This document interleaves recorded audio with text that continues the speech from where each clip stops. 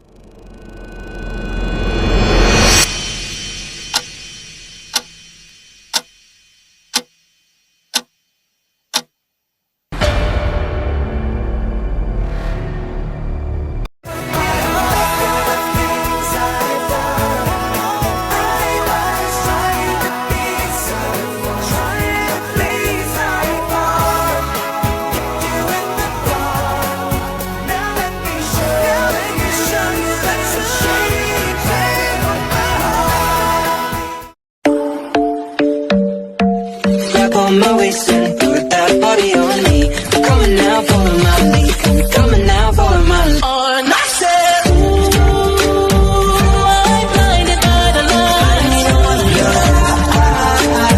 All my brothers down there guessing they always be smoking like a rock star. I do the same thing. I told you that I never would. I told you I can't. See me when I know I never could. Oh, it's such a shame that we don't talk anymore.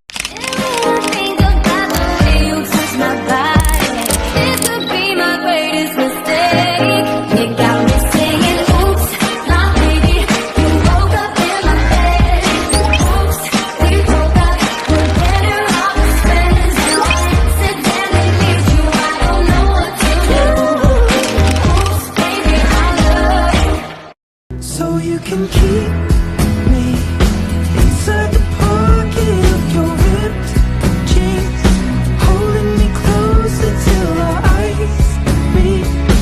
You won't ever be alone. And if you hurt me, that's okay, baby. Only words, please. Inside these pages, you just hold me.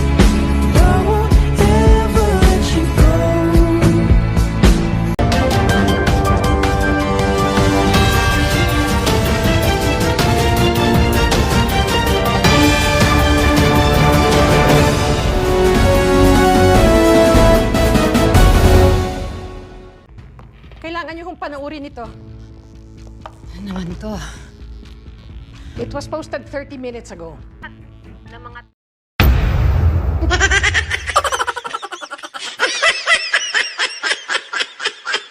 Kapal ng mukha! Ang kapal ng mukha! Dito pa talaga. Ayos ah! Ano ginagawa ng kapatid mo dito? Kapatid? Oo, boss. Si David yan. Kapatid ni Tanggol yan. Bata pa lang sila. Galit na galit na yung David niya kay Tanggol. Sandali! Bakit ginagamit ni David ang pangalan mo? Sandali.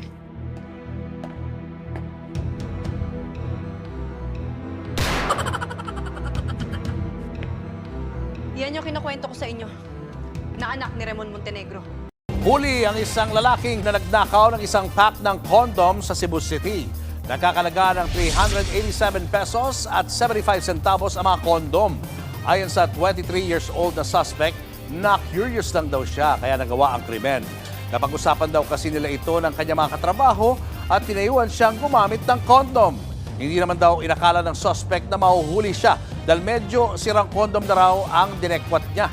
Mga mahilig uminom, hinay-hinay, baka magaya po kayo dito sa lalaking ito. Arestado ang lasing na lalaki sa Cebu City matapos makipagsiping sa babaeng inakala niyang misis niya. Ang biktima inakala rin daw na mister niya ang tumabi at nakatalik niya. Kapasok lang na balita, dalagitang pinagugas ng plato, nagsampa ng reklamo laban sa mga magulang nito. Breaking news, isang virus ang kumakalat ngayon sa buong mundo. Ang pangalan nito ay Super Cute Virus. Ito siya. Pinaalalahanan ang lahat na mag-iingat, huwag basta-basta lalabas ng bahay, baka kayo mahawahan sa virus na ito. Pinaradyo ng kanyang kaibigan ang babaeng ito. Ayon sa nagrereklamo, Nagpapakatanga at martir daw ito sa pag-ibig. Kahit na ilang beses na daw kasi itong lokohin, ay talagang ayaw makipaghiwalay. Napag-alaman ng aming team na ang kanyang boyfriend pala ay mukhang sigbin.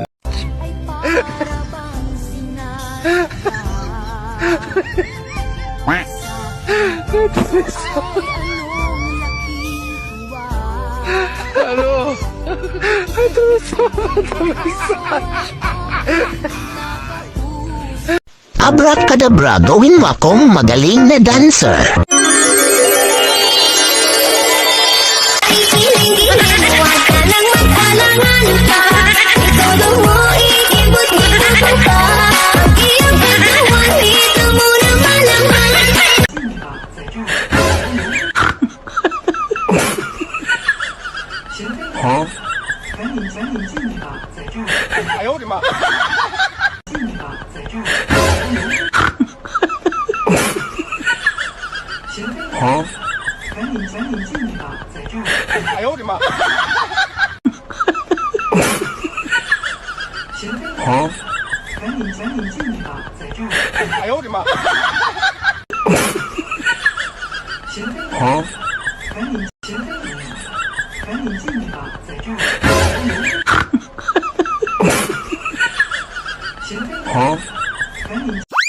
At tinignan mo ko sa malayo. What? Siyempre, pangit ako. Pero pag tinitigan mo ko ng malapitan, ay, sinasabi ko sa'yo, napakabait kong tao.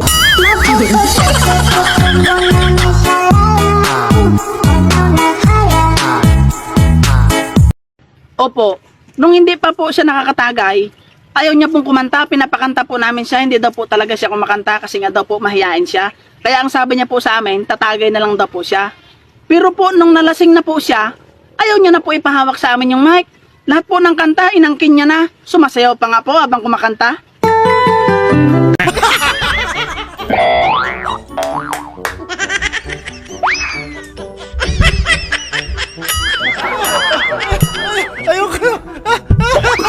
Boy, kung ako ang magiging jowa mo, maganda at sexy, jackpot ka na ngayon, boy! Aray ko!